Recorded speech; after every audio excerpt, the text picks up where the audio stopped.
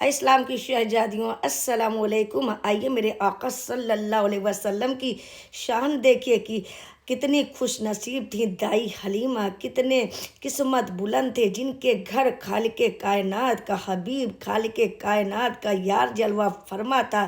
ساریاں دائیاں رات کو امیروں، وزیروں، نوابوں کے بیٹوں کو لوریاں دے کر سلاتی تھی، پر سیدہ حلیمہ رضی اللہ تعالی عنہا اللہ کے حبیب کو لوریاں دے کر سلاتی تھی۔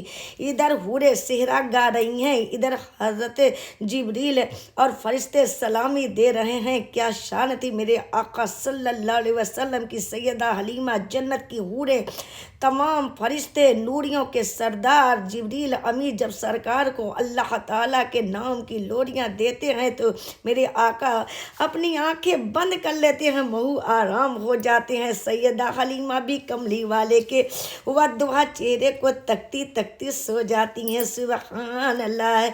دوسرے بچے رات کو روتے ہیں، چیختے ہیں، اپنی ماں کو سونے نہیں دیتے، پر کملی والے آقا رات کو کبھی بھی اپنی دائی کو، اپنے دائی حلیمہ کو رو کر نہیں جگاتے تاکہ میری دائی حلیمہ کے نیند میں خلل نہ آ جائے۔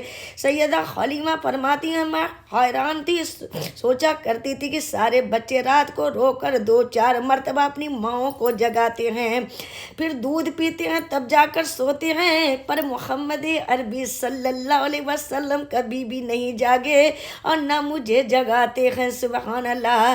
آخر کیا وجہ ہے؟ سیدہ حلیمہ فرماتی ہیں کہ ایک رات چاند کی 14 تاریخ تھی، میں نے سوچا آج سرکار کو دیکھوں گی یہ جاگتے بھی ہیں کہ نہیں۔ فرماتی ہیں جب آدھی رات کا وقت ہوا میری آنکھیں کھلی، میں نے دیکھا کہ سرکار پنگھوڑے میں لیٹے لیٹے مسکرا رہے ہیں۔ میں نے سوچا یہ مسکراتے کیوں ہیں؟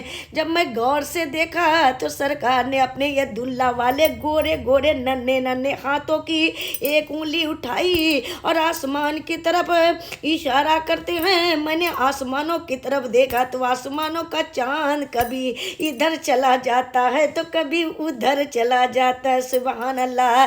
جیسے کوئی ڈور سے پتنگ ہلاتا ہے، جدھر ڈور پھرتا ہے یہ پتنگ بھی پھر جاتا ہے۔ سبحان اللہ۔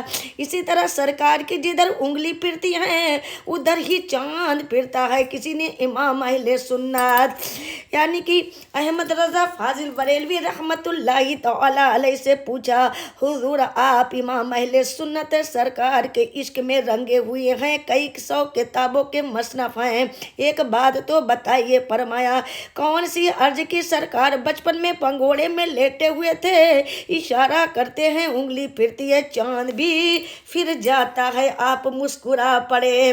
فرمایا میاں یہ چاند اس لیے ادھر ادھر جاتا ہے کہ اللہ نے چاند ستارے میرے محبوب کے کھلونے بنائے تھے۔ ہم مٹی کے ہیں، کھلونے بھی مٹی کے ہیں، پلاسٹک کے، اسٹیل کے ہیں، مگر میرے آقا نوریوں کے سلطان ہیں، نور علی نور ہیں، اس لیے میرے کملی والے آقا کے کھلونے بھی نوری تھے۔ اللہ اکبر۔ فرماتے ہیں کھیلتے تھے چاند سے بچپن میں آقا، اس لیے یہ سراپا نور تھے، وہ تھا کھلونا نور کا۔ چاند جھک جاتا جدھر انگلی اٹھاتے، مہد میں کیا ہی چلتا تھا، اشاروں پر کھلونا نور کا۔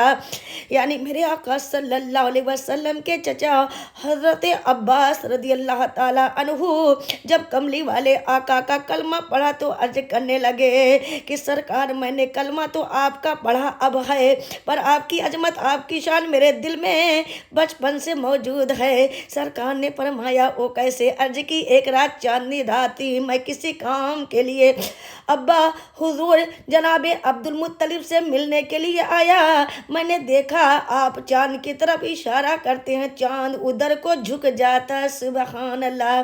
میرے آقا نے فرمایا چچا اس رات میں پنگھوڑے میں لیٹا لیٹا لیٹا تھک گیا تھا، امی نے اٹھایا نہیں، پروگرام ہوا کہ روؤں امی جاگیں اور مجھے اٹھائیں گی۔ اللہ تعالیٰ نے چاند کو حکم دے دیا، چاند فرمایا میرے محبوب کو رونے نہ دینا، بلکہ میرے محبوب کو باتوں میں لگا لے تاکہ میرا حبیب روئے نہیں۔ سرکار فرماتے ہیں چچا جان اس دن میں چاند سے باتیں کر رہا تھا اور چاند مجھ سے باتیں کر رہا تھا، کیوں؟